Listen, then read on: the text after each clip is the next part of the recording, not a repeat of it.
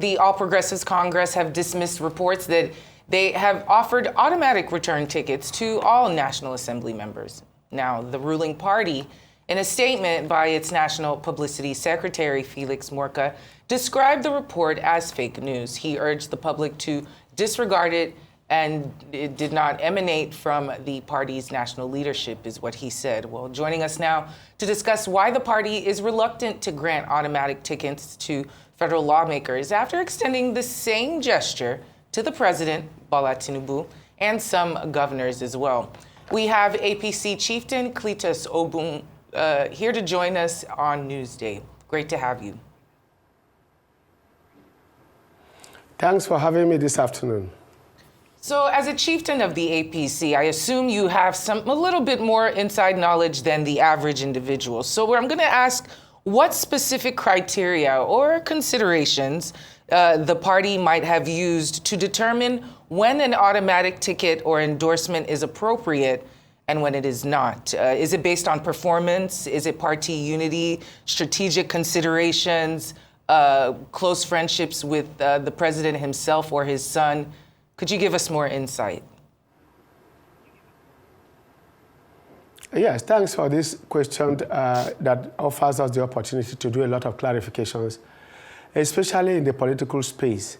Our democracy is a fledgling one. After 20 years of uninterrupted voting in and out of executives, and in the process, even ousting an incumbent at the national level, and doing so even at the provincial level, that's at the state levels, governors have been defeated, sitting governors have been defeated, presidents have been defeated. It only comes to the fore that our democracy is maturing, evolving, and stabilizing.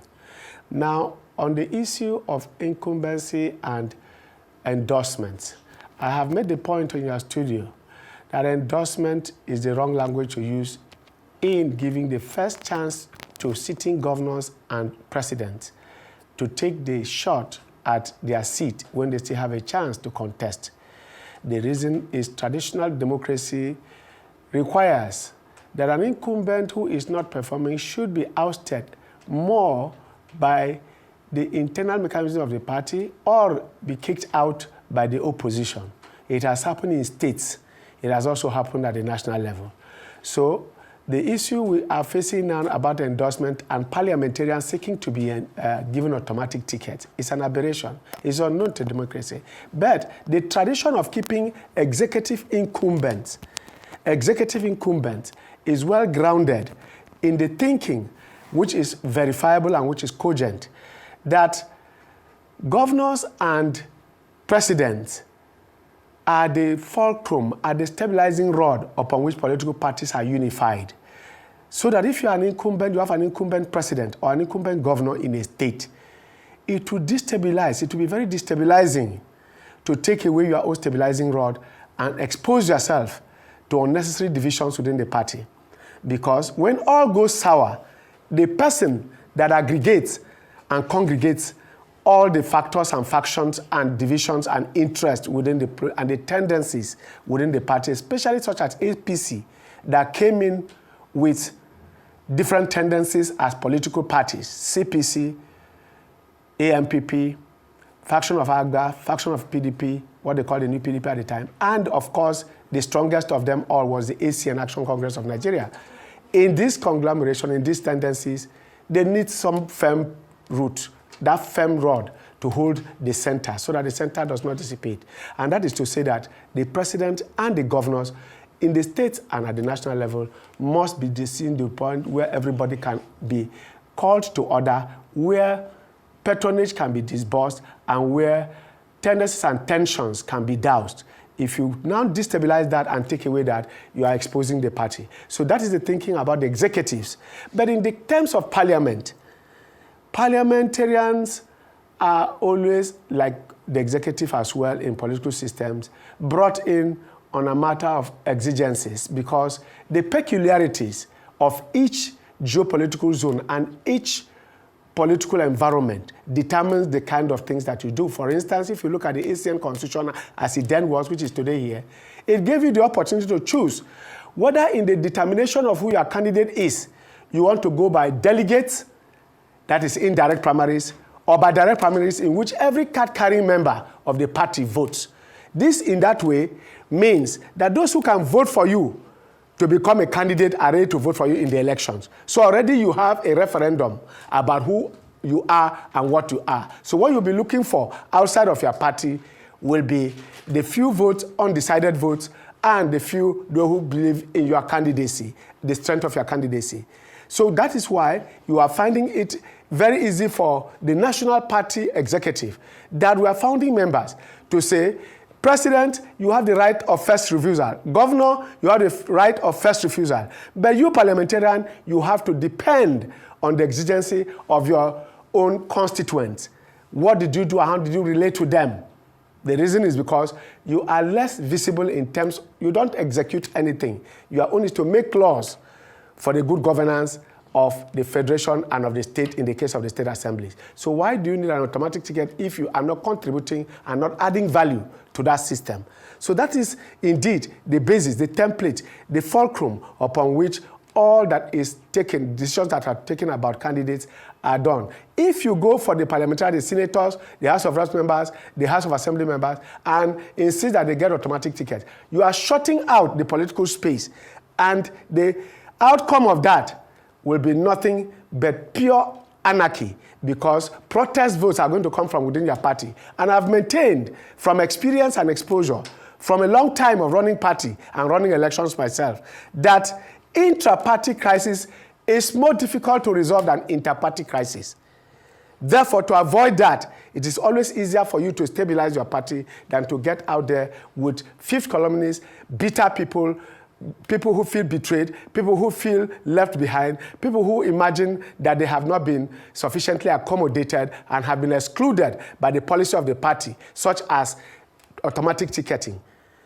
Once you do that, if you take one governor and say, Governor, you are to go, those who want to contest governorship in an entire state may not be up to 5. But if you take a state constituency, like Kano, for example, 44, Cross River, 25, 30 or 32 in rivers and all that, and say that you are imposing those who are sitting in office, even when they are communities. Some of them have been there for a 4th term, some for a 3rd term, and you give them automatic ticket. You are excluding those, especially from the areas where zoning is natural to them. You are now going to put them in a position where they have to vote against you for their son, who they think can have a ticket from another party. So to avoid that, it is only natural, it's only politically wise for you to narrow the gaps and the areas of conflict as much as possible by leaving the parliamentary seats open for each constituency and for each community and each political demography to take care of its own peculiarities. No, I'm a bit confused, by what you mean when you say parliamentarians are not adding value to the system. So I'd like you to clarify that. Also, you have a governor that just defected to your party. Have you considered how loyal party members will feel seeing as the newcomer is getting an automatic ticket?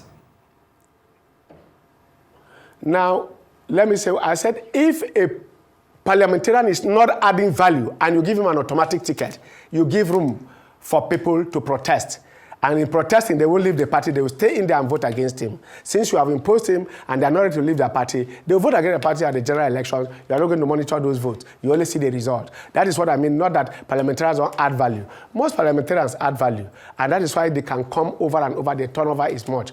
If you look at even advanced democracies, where we borrowed from the Americans, I remember that the senator that presided over the Lewinsky affair against Bill Clinton was in his 46th year.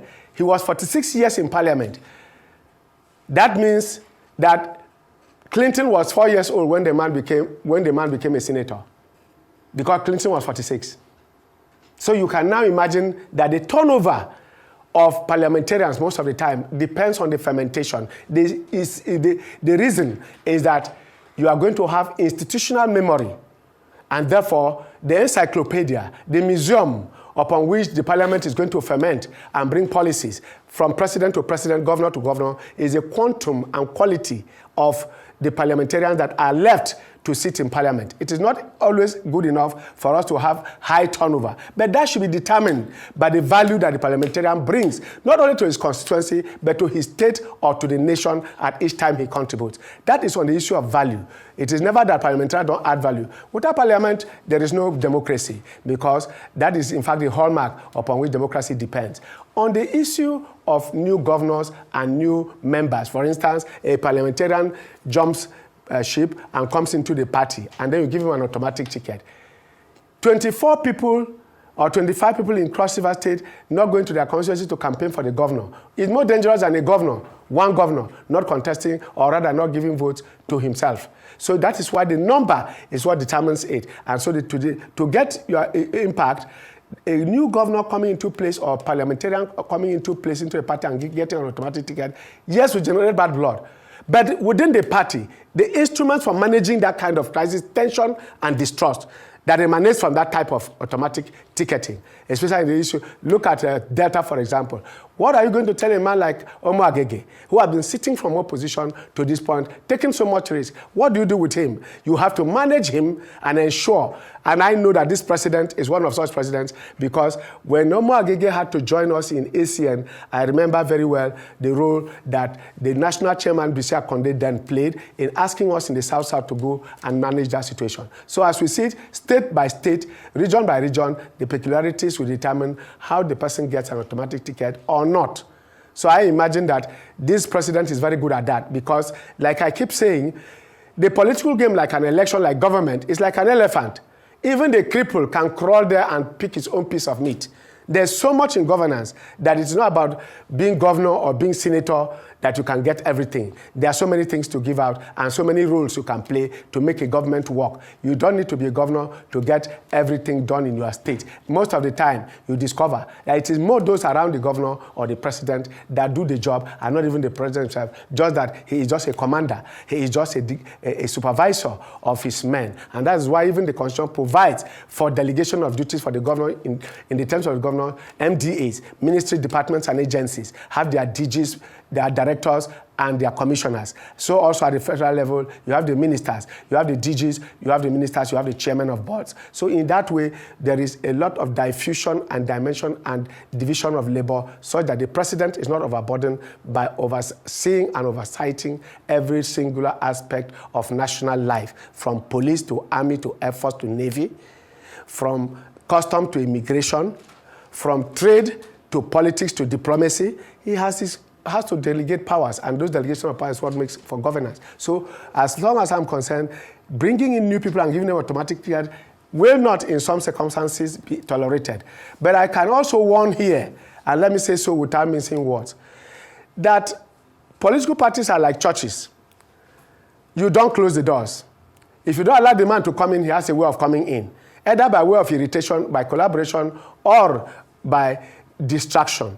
So if the doors are kept wide open, there should be a regulation. There should be a quarantine period for putting political quarantine on those who have the tendencies that brought them away from their own party, so that they don't introduce new elements and new parasites and new bacteria into the ecosystem, the health ecosystem of another political party. And that is why it is important that you keep them under check and keep them supervised from beginning to the point of election. Otherwise, I have said this to the last president of Nigeria, that you bring in people who did not participate, don't even believe you, and then you bring them in and then give them responsibilities that they are even grudging. They don't even believe your ideology. And then you bring them and give them responsibility. They will do everything to frustrate you. Thank you so much for your submission this afternoon. Thank you so much for joining us here on News.